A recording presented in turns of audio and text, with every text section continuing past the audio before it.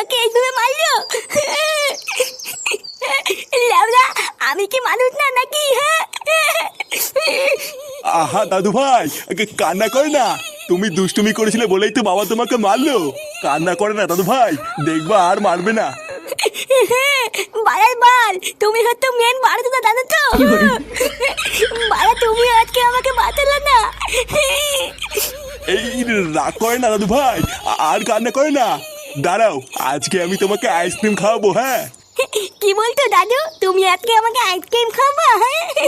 হ্যাঁ, দাঁড়াও আমি টাকা নিয়ে আসি। হ্যাঁ আচ্ছা দাদু, ঠিক আছে।